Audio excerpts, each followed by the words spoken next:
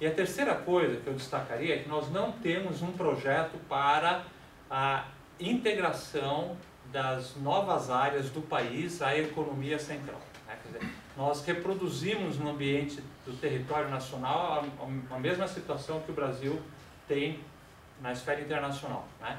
Que é a integração subalterna de áreas, até então de economia estagnada à economia nacional. Leia-se algumas áreas do Centro-Oeste, Nordeste e Amazônia. Então aí nós estamos falando de 3 biomas, né? O Cerrado, que praticamente já desapareceu, né? Produção de soja e agora, daqui a pouco eu vou falar, cana-de-açúcar, que não produz açúcar, né? Cana-de-açúcar, e o Cerrado, o bioma Caatinga, né? Que é um bioma importante do ponto de vista ecológico, que também está desaparecendo, e a Amazônia, né? A Amazônia tem sido a minha praia, né, nesses últimos 20 anos aí, eu posso falar bastante disso, onde o processo de desmatamento foi bastante reduzido, né? Então, o crescimento do desmatamento foi reduzido em 80%. Então, continuamos desmatando a Amazônia, continua crescendo o desmatamento, mas a taxa de crescimento foi reduzida em 80% por algumas medidas de natureza relativas à economia e políticas públicas. Mas, enfim, nós não temos um projeto. O que a gente quer de Brasil, né? O que a gente vai fazer dessas áreas? Qual é o nosso projeto de expansão territorial urbana para essas áreas que são ainda pouco povoadas, né? Que ainda têm terra relativamente barata? Nós vamos continuar plantando soja, né? Nós vamos continuar tirando madeira ilegalmente, garimpo, né? Essas coisas. Então temos uma enorme riqueza em mãos, né, nessas áreas. O que tem de minério na Amazônia, vocês não imaginam, né? A Amazônia é uma das principais reservas minerais do mundo. E, obviamente, está tudo loteado já, né? Tá? Todas as requisições de lavra já estão feitas.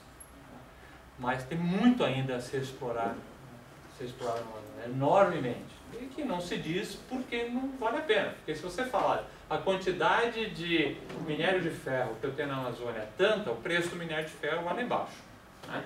Então, para as próprias mineradoras, elas permanecem em silêncio para regular o mercado, tá, desses produtos.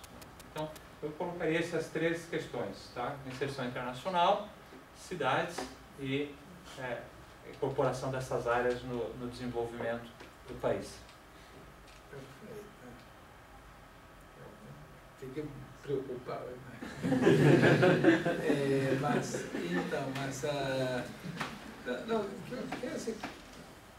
estava pensando, tinham conversado de fazer uma pergunta aí, digamos, você falou que esteve envolvido agora com a Rio Mais 20, né?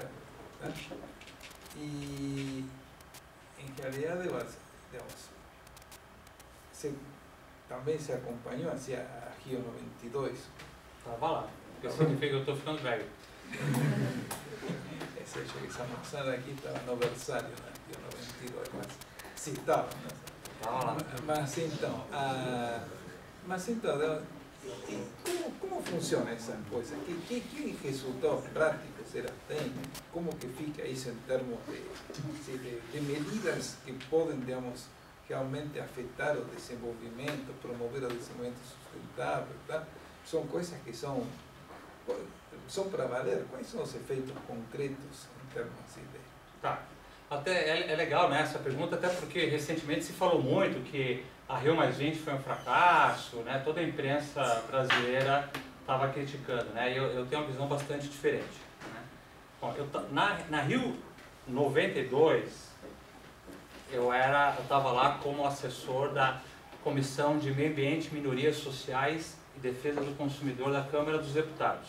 Eu já tinha saído do jornalismo estava trabalhando com políticas públicas na Câmara dos Deputados, né?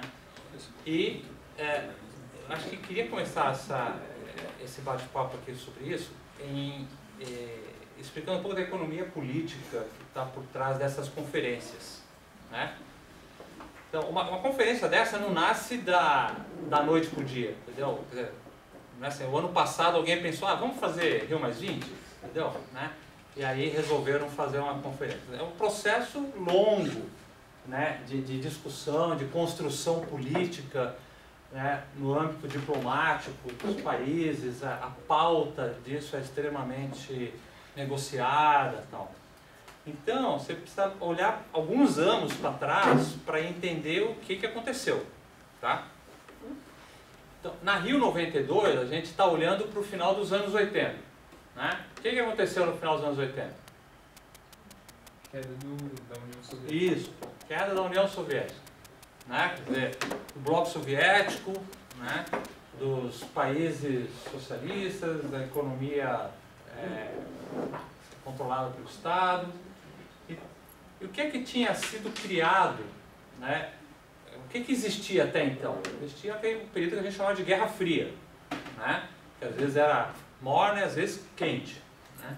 Que era basicamente os países, né? Os Estados Unidos, os países do Ocidente versus o mal, né? O mal está aqui, vai nos comer criancinhas, né? Comunista come criancinha. As pessoas diziam isso, é verdade, né? E então acabou, né? Acabou pelo menos ficou tão marcado, né? Essa disputa tão polarizada entre um eixo e outro, né? E o que tinha sido criado, né? Durante do pós-guerra para esse período, as chamadas instituições de Bretton Woods, que é o Banco Mundial, o Fundo Monetário Internacional e Nações Unidas, ok? Então, as Nações Unidas que tinha a missão política de ser o agente ali de diálogo, né, o fórum, né, onde algumas mediações entre esses países podia acontecer, né? Se tinha algum diálogo, era lá, né? E muitas vezes nem ali tinha diálogo. Quem não assistiu os 13 dias que abalaram o mundo, tire esse vídeo e assista, porque é muito legal e mostra um episódio central do período da Guerra Fria, que foi a crise dos mísseis de Cuba. Todo mundo tem que entender e que tem repercussão também para a questão de meio ambiente e sustentabilidade, porque foi quando o mundo chegou assim na beira de uma guerra nuclear, né? Os 13 dias que abalaram o mundo. Tudo bem. Só que aí acabou, assim, né, a Guerra Fria não era tão evidente. Então, se as Nações Unidas tinham sido criadas para mediar esse processo acabou, o que eu vou fazer? Né? Então, a minha leitura é que as Nações Unidas precisavam se recriar. Né? Então, o que eu vou fazer agora? Então vamos fazer desenvolvimento sustentável. Né? E, além da Rio 92, várias outras conferências aconteceram em 92, em 93 e acho que uma em 94 também. Né? Então, a primeira foi a Rio 92, que discutiu, era a Conferência das Nações Unidas sobre Meio Ambiente e Desenvolvimento. Esse era o nome oficial da Rio 92. A Rio+20 foi Conferência das Nações Unidas sobre Desenvolvimento Sustentável. Ok? É diferente. Uma é meio ambiente e desenvolvimento, outra é desenvolvimento sustentável. Já mudou alguma coisa aí. Bom, mas aí aconteceu o meio ambiente e desenvolvimento em 92, depois teve população e desenvolvimento no Cairo, teve a Conferência de Desenvolvimento Social em Copenhague, teve a Conferência de Desenvolvimento Urbano, chamada Habitat, em Istambul, na Turquia, e a Conferência Mundial de Mulheres e Desenvolvimento em Beijing, né, Pequim, né, que se chamava Pequim, lá na China. Esse foi o ciclo de debate. Então, esses temas foram os temas que, ao longo desses últimos 20 anos, foram sendo trabalhados na pauta de desenvolvimento sustentável. Ok? Só que aí, ó, a turma da Rio 92 começou a trabalhar esses temas a partir de uma agenda muito ambiental e social. Deixar a economia um pouco de lado. Okay? O pessoal da cidades, né, começou a trabalhar muito o direito à moradia, né, como direito humano, questões afetas à sociologia rural, faltou um pouco de economia. Né? E assim nessas outras dimensões. Né? O processo agora da Rio+20, né, cujo tema central foi um conceito que eles inventaram chamado economia verde. Tá? Por que o tema central da Rio+20 era economia verde? Porque estão querendo chamar a atenção para, estão precisando colocar mais economia nessas discussões. Tá? Sustentabilidade. Está faltando uma visão, né, econômica. Então, o que está por trás, o que teve por trás da Rio 92 foi isso, é um processo de reinvenção das Nações Unidas. Ao longo desses anos, o que aconteceu com as Nações Unidas? Implementou essa agenda e começou a sofrer críticas, até porque ela fez 50 anos de idade, todo mundo ficou olhando, pô, mas esse negócio custa muito caro. Da onde que vem a grana das Nações Unidas? São os países que colocam suas contribuições, né? Principalmente Estados Unidos, para controlar o processo político. Por isso que ele coloca grana, não é porque é bonzinho. Tá? E todo mundo começou a questionar, porque a burocracia das Nações Unidas, né, eu já trabalhei com projetos das Nações Unidas vários, é igual ou pior, na minha opinião, pior do que a burocracia do Estado brasileiro. É muito burocrático. Você tem ideia agora no processo de consulta da Rio+20, né? Quem me contratou não foi o governo brasileiro, foi o PNUD, Programa das Nações Unidas para o Desenvolvimento. Então, eu podia convidar pessoas, né, para participar de uma reunião que eu organizei e pagar a passagem aérea. Né? Agora, para pagar a passagem aérea, eu tinha que mandar um mini currículo.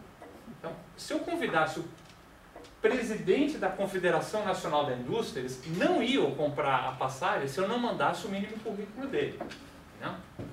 Esse tipo de micromanagement, né? Micro detalhe, que força que cria uma burocracia muito grande. Às vezes, na teoria de políticas públicas, vocês vão ver que às vezes a burocracia vira um monstro que tem um fim em si mesmo. Né? Então, as Nações Unidas perderam um pouco o seu papel e, pior, começaram a ser financiados pelo capital privado. Então, uma boa parte da grana, né, do dinheiro que circula nas Nações Unidas hoje, vem de Melinda and Bill Gates Foundation, né? George Soros, né? E alguns outros grandes capitalistas que chegam lá para as Nações Unidas e falam assim, eu quero fazer um negócio bonitinho aqui para o meu nome ficar para a posteridade. Antigamente eles compravam biblioteca universidade americana e colocavam o nome na biblioteca. É isso, não tem mais biblioteca para pôr nome, o que eles vão fazer? Vão fazer programa das Nações Unidas. Não? Então, se você pegar o programa, a principal grana das Nações Unidas hoje é a área de saúde. Da onde que vem a grana? Bill Gates. É uma grana carimbada. Então, as Nações Unidas, né, estão respondendo eminentemente a interesses, né, de uma determinada parcela do capitalismo internacional. Então, quando eles criam uma conferência Rio+20 e falam que a principal pauta é a economia verde, não é de graça. Entendeu? Tem coisa aí atrás. Né? Tem interesse muito pesado aí atrás. Então precisa tomar cuidado com isso, porque quando a gente fala agenda de desenvolvimento sustentável, parece bonzinho, né? Somos legais, estamos trabalhando pela uma sociedade mais justa, tal. Não, precisa ficar de olho esperto, né? Olho aberto, porque atrás dessa agenda, atrás dessas palavras bonitas, tá? Tem interesses muito pesados, né? e que são velados, tá? Que muitas vezes a gente não percebe. Essa é a história das conferências. Tá? Mas mas então, precisamente que, veja, eu tinha um longo roteiro aqui que acho que a gente não vai conseguir, senão não vou dar espaço para a moçada perguntar. Então, mas eu vou pegar um do ponto que... Eu estou sendo muito... Não, mas então depois se debate com... mas então, é exatamente esse ponto, você esteve trabalhando na Rio Mais 20, exatamente com o setor privado brasileiro, certo? Então aqui você também, digamos, assim, de alguma maneira questionou o papel do setor privado em toda a questão da promoção do desenvolvimento sustentável, certo? Mas os teus trabalhos nisso eram exatamente a questão de discutir a ideia da responsabilidade social corporativa, certo? Então, e não tem a ideia engajada, então fica assim meio... Porque a gente sabe, você diz, não, então, essa empresa é legal, o cara te manda um folheto em papel reciclado, somos ecológicos, né? Então, não é isso só que é a questão de responsabilidade social. Mas então, como que fica esse conceito? O que significaria esse? O que dá para fazer em termos de responsabilidade social corporativa? Tá, legal. É um ponto importante. Olha, a ideia de que empresas têm algum tipo de responsabilidade para com a sociedade, isso não é novo, tá? Isso está na origem das religiões e do nascimento, na Revolução Industrial Inglesa, já tinha esse tipo de preocupação. A London School of Economics foi criada por um casal rico em associação com empresários que tinham intenção de entender de uma maneira mais ampla o processo de crescimento econômico e com cuidado social e tal. ONGs começaram basicamente nessa época, 1800 e alguma coisa tal.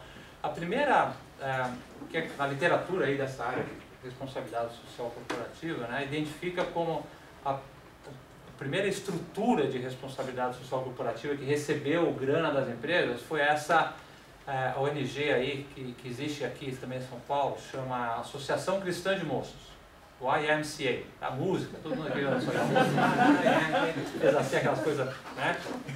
Eu sou idiota, estou vendo aí? Foi essa entidade aí, né? E então é isso. Agora, de lá para cá, né? As entidades as empresas privadas que trabalhavam com isso, né? Elas faziam de uma maneira espontânea. Aí veio a pauta de sustentabilidade, que a gente viu que aquela é uma definição relativamente complexa, porque envolve dimensões políticas, sociais, culturais, né?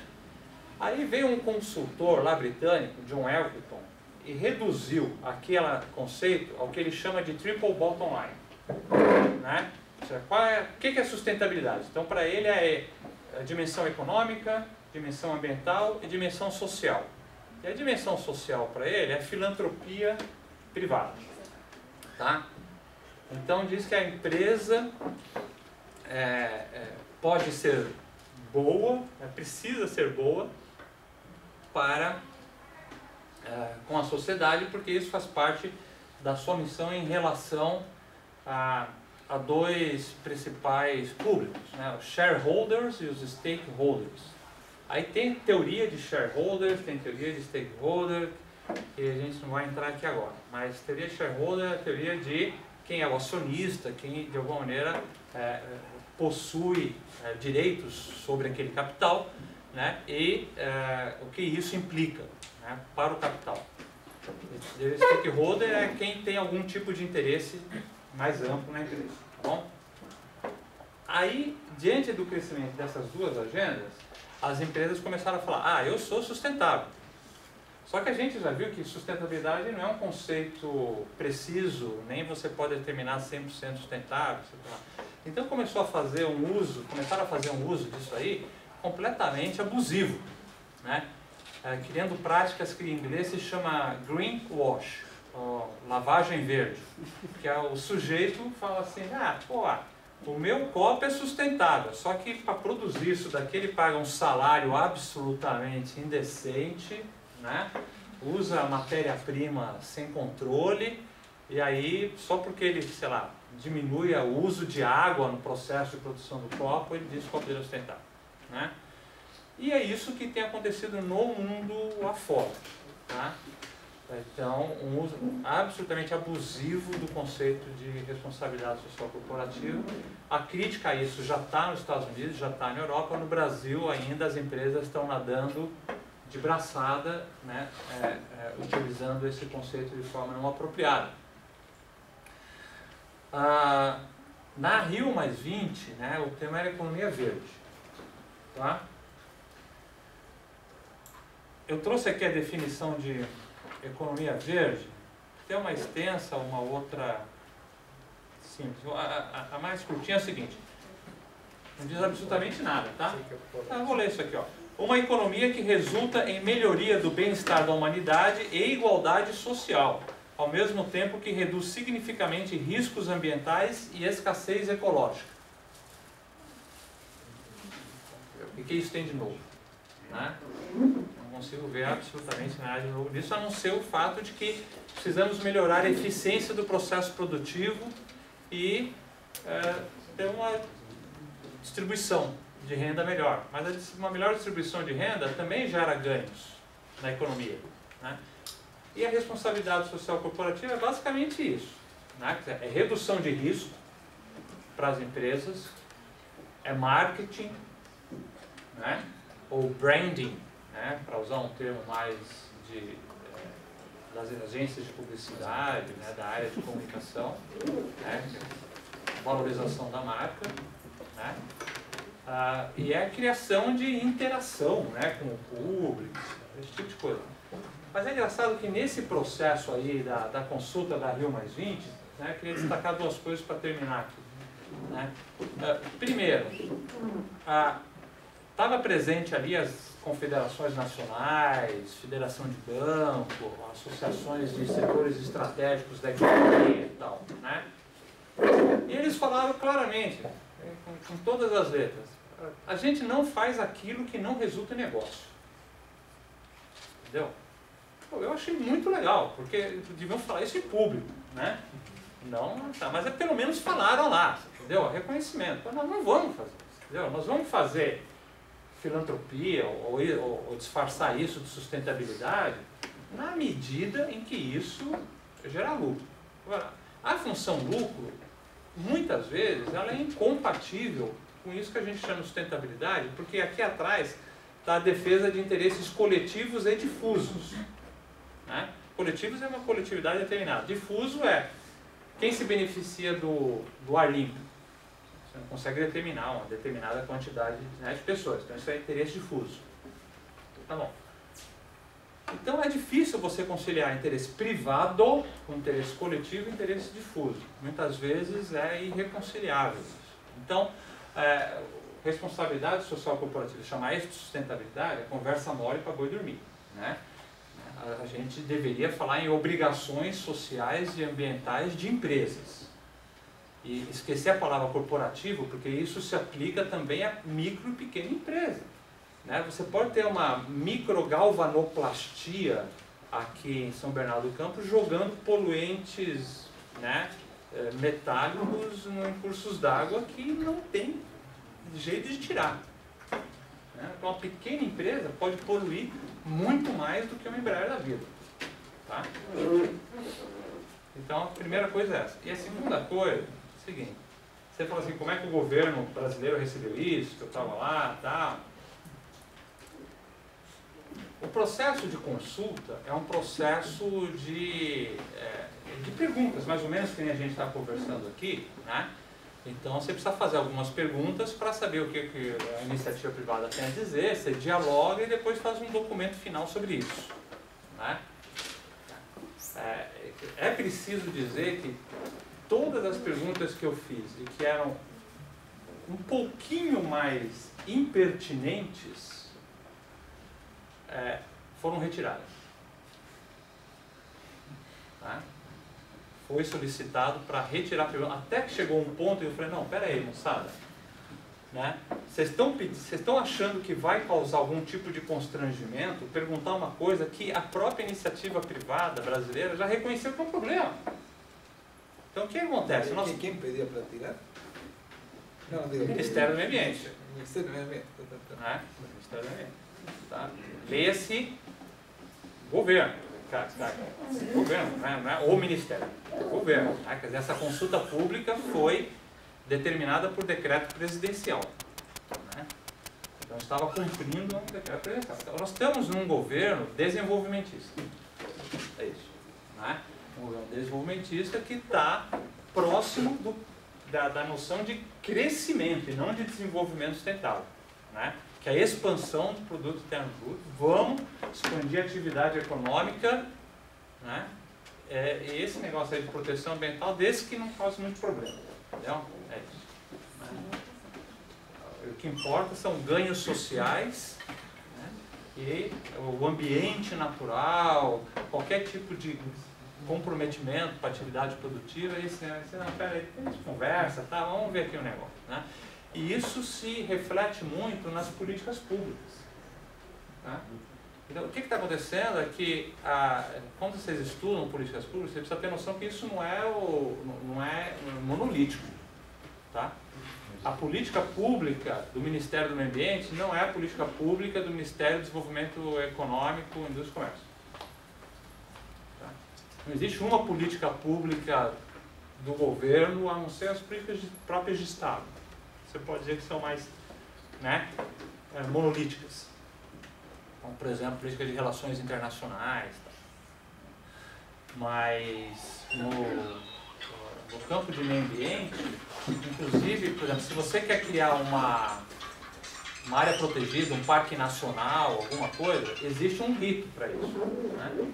Você faz a proposição, aquilo vai para o Ministério da Ciência, Casa Civil da Presidência da República, que convoca todos os outros ministérios, cada um dá a sua opinião, é feito um debate sobre aquilo e o governo decide ou não se vai criar um parque nacional, uma reserva biológica, é isso, né? Até hoje era assim, hoje não é mais assim. Tá? Hoje o que acontece? Depois disso, depois que passa esse rito, que é o exigido por lei, a Casa Civil da Presidência da República pega o projeto e manda para o Ministério da Minas e Energia dar o parecer final. Então nós temos uma orientação, tá, baseada em dois ministérios, Indústria, Comércio, Minas e Energia. O que não atrapalha isso é sustentável. É isso. Tá? Ou seja... Perfeito. Isso aí é a discussão da última Café com Políticas Públicas também foi a discussão de política tecnológica e também uma coisa que a gente conversou é exatamente isso, que você tem, é difícil dizer uma única política, você tem 20 ministérios envolvidos com 30 agendas diferentes, cada um está querendo fazer, ou seja, seu conceito de... Ou seja, achei interessante isso, que então agora você está dizendo que de toda essa dispersão, assim, agora, para bem ou para mal, acabou tendo algumas áreas que estão priorizando a questão do desenvolvimento sustentável. Agora, sustentável, quem dá o carimbo é Minas e Energia e Indústria e Comércio. Se não atrapalha a política setorial, né, deles, então isso pode ser sustentável. Perfeito. Bem, pessoal, então a ideia é essa, que fosse mais ou menos 1 hora de perguntas minhas, e já eu tinha um roteiro longo, mas já chegamos na primeira hora, então acho que seria bem mais interessante que os senhores e senhoras continuassem esse diálogo. Vocês também devem ter ficado com perguntas na cabeça, então passamos aqui ao debate. Quem gostaria de fazer alguma? Queria saber a sua opinião com relação ao conflito, que eu acho que a gente viu numa matéria de ciência e desenvolvimento, tecnologia e desenvolvimento de ciência, que era assim, você tinha os países já desenvolvidos com uma preocupação, seriam os Estados Unidos e Inglaterra, uma preocupação em adaptar o conceito de sustentabilidade para o desenvolvimento que eles já possuíam. E os países em desenvolvimento teriam meio que repelir esse conceito, alegando que, por exemplo, a Inglaterra, num período de industrialização, para ele chegar em determinado nível, eles nunca passaram por esse tipo de necessidade de adaptação, nem tanto quanto os Estados Unidos. E a gente vê, por exemplo, a China chutando balde no que diz relação a esse